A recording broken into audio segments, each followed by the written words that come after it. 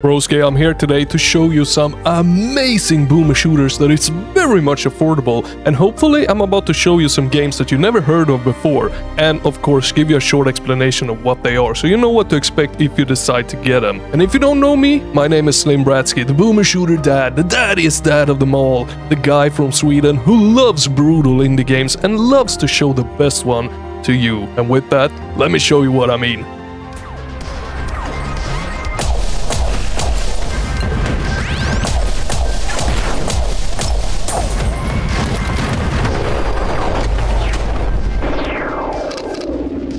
Let's start this video with a phenomenally highly underrated and quite unique shooter. In this one we play as the Diluvian Prince, an insect-like race who are on some form of space travel across the stars. He awakens from his slumber just to find out that their ship has been invaded by humans. Off to rid the pest we go, and while the game is a bit of a slow starter, once you get the grip of all the mechanics, upgrades and combat, the game starts to amp up. Or hopefully you time those two things at least, because when it starts to amp up you best prepare for a challenge. It's not hard per se if you get the grips of it, but it works in a weapon swapping way. To rid the shield of your enemies you have to use a certain gun, then switch to another gun to deal more damage. And it often turns out to be a dance of weapon swapping, jumping and killing that is extremely satisfying at times. And the art style is very reminiscent of something like Warhammer 40k or StarCraft, but a bit more colorful fantasy sprinkled into the mix. It looks very beautiful and the pixel art at work is very detailed. You can stare at a character or weapon for quite some time and constantly find new small little details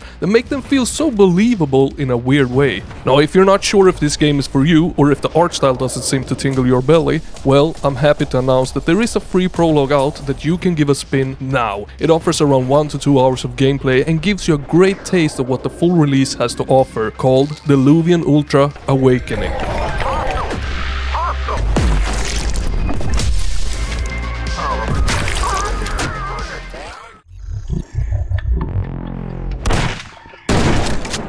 This little bad girl took me by such huge surprise. Before it released I played the demo of it like 3 times. Never really sure if I liked it or not, but I wanted to like it so bad because it really gave me some crazy cool Unreal vibes, but a little more wacky and yet its complete own thing. And so came the full release. At a staggering 5 buckaroonies I decided I had to try it again. And I'm so happy that I did. This is a fun game through and through. It never takes itself too seriously. I mean, you were meant to go on a holiday trip, but that trip was set up by aliens so they could capture you, and now it's up to you to get back home. But it's so much more than that. The weapons, the enemies and environments always touches on the silly side but still feels so incredibly good, fresh and unique. It's fun exploring, it's fun engaging in combat, and it's fun to discover what crazy thing is about to happen in the next level. And the game simply has it all, even though you at first might not expect it to have, and especially considering price.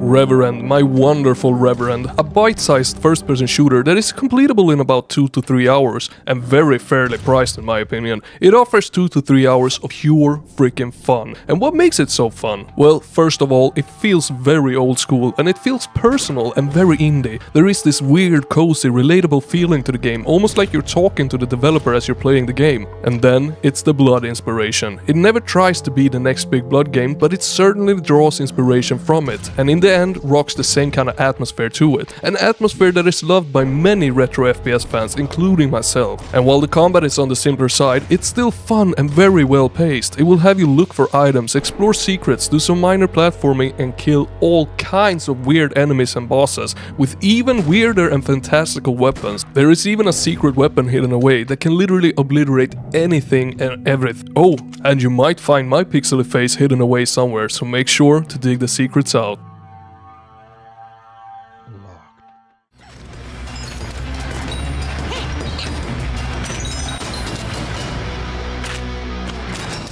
What a brilliant bite-sized boomer slash movement slash roguelite slash shooter slash melee game this is. It's a crap ton of fun and it only takes a little bit to get into. Your goal is simply to make it from one arena to the next. Now the arenas aren't extremely different from one another and the enemy variety isn't gonna blow your mind, but what is gonna make you have a goddamn good time is the superb fine animations to the even more superb, unique and fun weapons that you unlock as you go. And the movement that takes a little bit getting used to is so expertly crafted crafted that it will make you fly through the arenas faster than Superman himself, and if you thought the movement isn't going to get better, then you're dead wrong. This game being a roguelite, it has a million upgrades and then some, including a mid-air jump, grapple hook and so much more to take the experience, or rather, the player, to greater heights. I highly recommend you check this fantastically unique game out.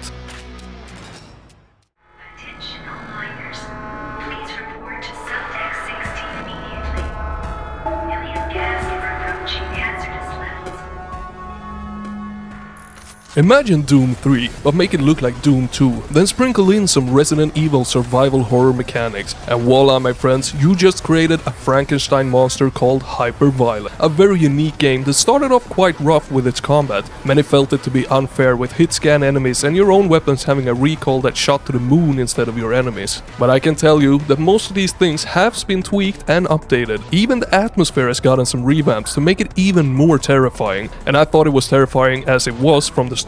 Yeah, okay.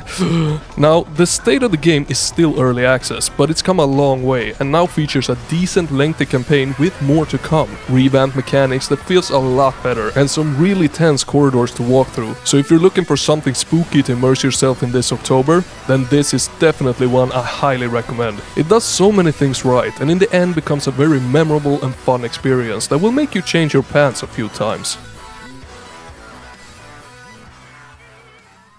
If you're liking what you're seeing so far, remember to hit that like and subscribe. And hey, while you're at it, join the best community in the world by joining the Discord link down in the description.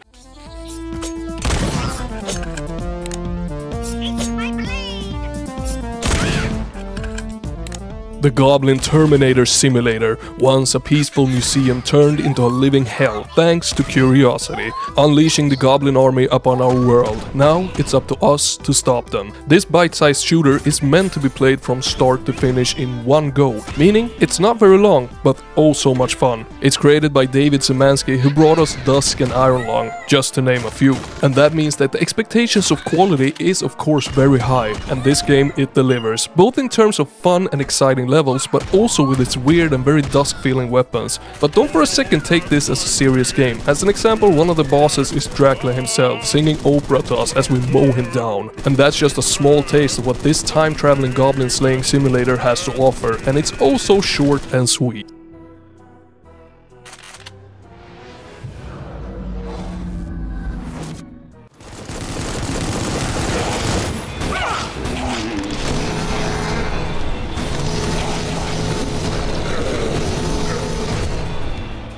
Supplies. My mysterious, wonderful supplies. I know I have some hardcore supplies fans watching my videos, so that always makes me a little nervous covering this game. But what is it, broski? Well, this is a wonderful GC Doom experience, created by a band of Doom modders who banded together to create a very hefty, lengthy, incredible experience that feels a lot like a retro shooter that could have been released a long time ago. The story of Supplies will bring you to the far corners of the universe as humanity has outgrown its cradle. As a part of a terraforming team, it was your job to find and prepare new worlds for colonization. While unleashing biomechanical horrors was not on your terraforming to-do list, saving the world will now have to be in your resume. And hell, the environments that you will pass has more variety to them than 3 games combined, and so does the pacing of each level and the combat scenarios as well. So if you're looking for one hell of a GC Doom experience, I recommend Supplies.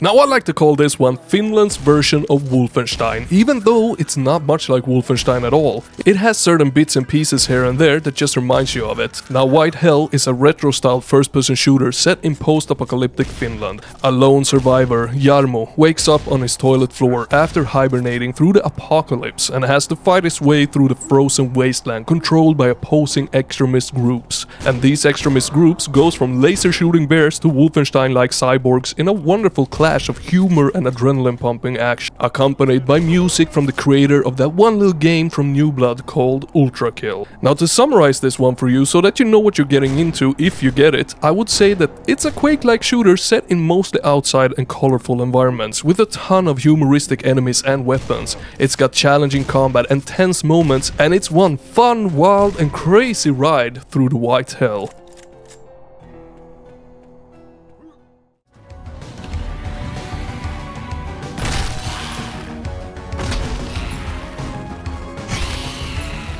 Are you into roguelikes? Are you into boomer shooters? Are you into satisfying weapons and effects? Are you into hunting for score and becoming more powerful every time that you play? Then my broski, Impaler is the game for you, hands down. It has all of those things that I just mentioned, and it even has a puny price tag on top of it. And while it isn't the biggest, baddest game out there, it still manages to offer hours of content. With its upgrades and modifications, the game can drag on for quite some time. Oh, and not to mention the Impaler mechanic itself, the thing that makes the game stand out from the rest. It's pretty damn neat, and it's really hard to get tired of impaling your foes.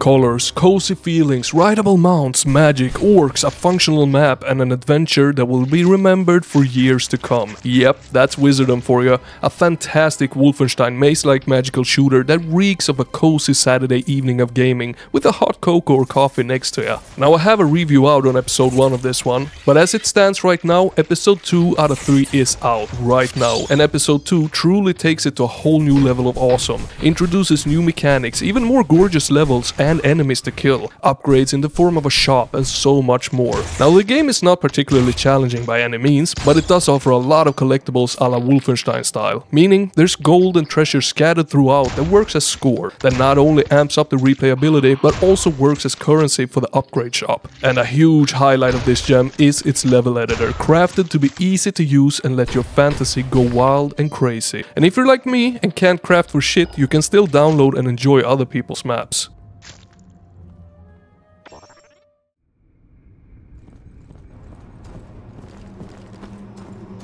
It's time for surgery, my broskis. Get on the table. It's time to start with the incision. As we dig into your belly, through the incision, we come to see a world filled with metal, industrial-like body horror. It's very dark, yet so clear. It's grim, but so welcoming, until we run into the first enemy. We do the alternative fire with the revolver, which spins it around and lets you time the spin for an extra powerful shot that blasts the first enemies into gore puddles with one single shot. The blood splat is so intense you can even see it dripping from the roof. Shortly after, the game kicks in the second gear, and then the third gear, fourth and fifth, making this into an intense high-speed boomer shooter that just level after level becomes better and better and better until you reach the end of episode 2, and now sadly have to sit in a corner and cry until episode 3 comes out. This game is simply a must-play for all and any boomer shooter fans. It can become challenging at times, but don't give up. You got this. Papa Slim believe in you, and most of all,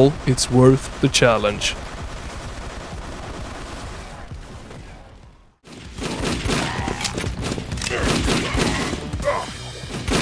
Oh, now this is one that I had the honor of having a community night while live streaming with the broskis, and that night just came to show what an excellent Quake 3-like game this is. It plays a lot like Quake, but really distinguishes itself from it with a very unique art style. Those community nights are still up and rocking, where all skills are welcome every single Friday. But that's not all this game offers. It's even got a single-player campaign, something we never saw come out of Quake 3, and in my own opinion, the campaign is where the game shines, with episode 2 bound to drop soon. It's got a sweet little story, some crazy good level design, and incredible movement for you to master. So if you're looking for an all-in-one package boomer shooter that is similar to Quake 3, I'd say Doombringer has got you covered.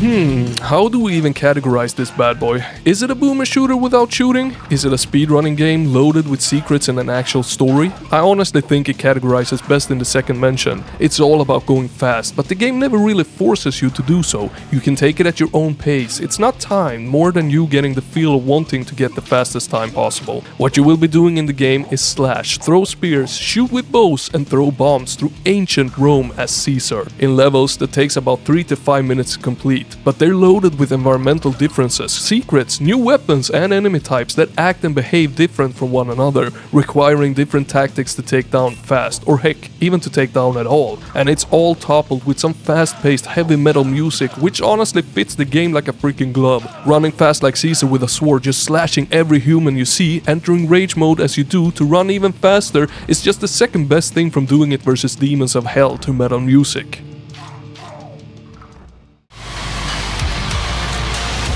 Now I cannot for the life of me remember the name of the game. I refuse to Google it. You know that game where you jump from one moving truck to the other? Yeah, that one. This is that, but in a Mad Max world set both in the air, on the road and on train tracks, and of course plenty of shooting. For what it is extremely well done, and to my knowledge there really isn't anything out there that is even remotely similar to this, apart from that one game that I can't remember the name of, but that neither has shooting or blood like Meat Grinder does. And for that extra kick, it has some really cool endless level for you to hunt at maximum scoring.